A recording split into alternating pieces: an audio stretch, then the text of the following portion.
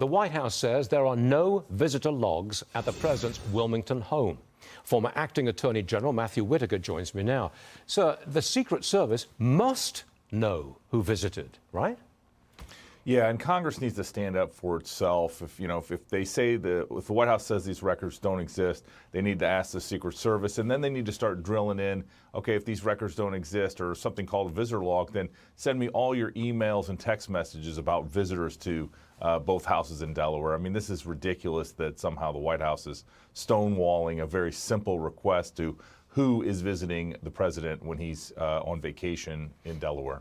3 or 4 weeks ago, no, maybe make that 2 or 3 weeks ago, there was a possibility that former President Trump would be prosecuted as a result of some of the things that are coming out of Mar-a-Lago.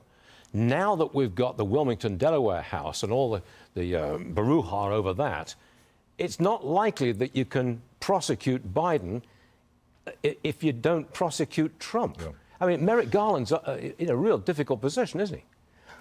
He is, and I never thought that the case against Donald Trump was going to be pursued or actually indict somehow the former president. I think the evidence was weak, and I think they had a lot of good defenses, including the declassification question.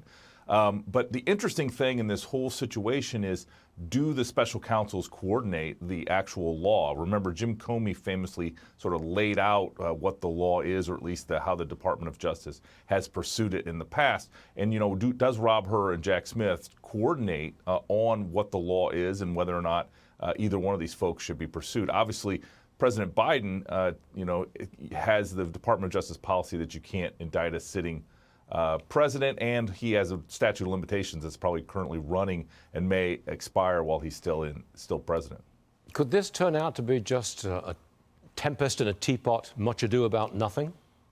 Well, I don't spend a lot of time in Washington, D.C., but when I do, I realize it is a reality surrounds it, but there is no reality in Washington, D.C. It is all politics all the time, and it is a sport played with blunt instruments, and obviously this is a way to bash each other leading candidate heading into 2024 and try to weaken them up and loosen them from their base. It's quite possible that the public, the voters, will get a little tired of investigation after investigation after investigation.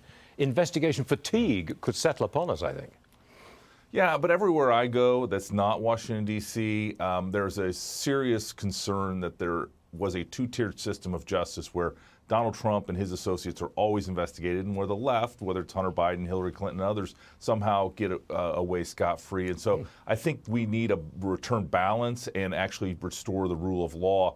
And the Department of Justice needs to get above the political fray. And with Merrick Garland, I just don't see that happening, unfortunately. Ouch. Sir, Matthew Whitaker, thanks for joining us. See you again soon.